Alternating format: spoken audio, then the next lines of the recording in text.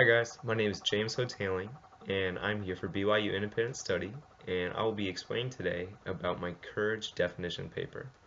So to start, courage comes in many forms and is one of the most defining characteristics of man. To be brave is just a prerequisite to be courageous. Courage, in Merriam-Webster's dictionary, is defined as the mental or moral strength to venture, persevere, and withstand personal discomfort. Every day we're faced with crucial moments, and what we do in these precious moments define who we are. For an act to be courageous, it must also comply with the following criteria. So I'm going to go briefly through what I wrote and just some examples. So first, for an act to be courageous, it must take a high level of risk. It cannot be your everyday thing and be super easy for you. Most importantly, for an act to be courageous, it must be of selflessness, going the extra mile. Don't be selfish, be selfless.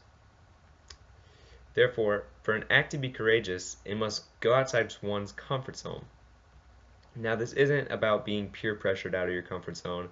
This is about your everyday norms and going beyond that to truly find your true potential.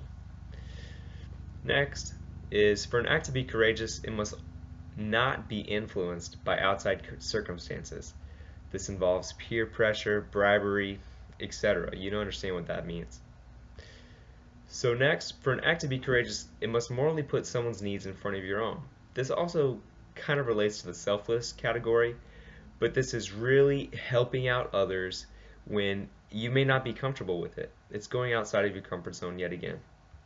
Lastly, for an act to be courageous, it must be lawful and morally just. So say you might be courageous playing chicken in the road like we discussed earlier, but at the end of the day, that's not lawful, that's not morally just. You're pushing the boundaries a little bit too much. So in conclusion, I wrote, at the end of one's life, only the memories will remain. Having those memories passed on to the next generation is our personal legacy. I keep in mind the legacy I want to keep. With every day passing faster and faster as I get older, I live life to the fullest, knowing the courage I have today will last forever. So with that, I wrote a brief extra thing about Elias from Blood Brothers, because I truly believe he is an extremely courageous man, and he definitely brightened my aspect of what I thought about over there. So what I said was, Elias, in the midst of extreme adversity, proves himself as being one of the world's most courageous men. The risk he was willing to take to achieve peace for his people was extremely high. In the peaceful march into the highly populated city, he had no idea what could potentially happen, but he was willing to take the risk to spread a peaceful message to his people.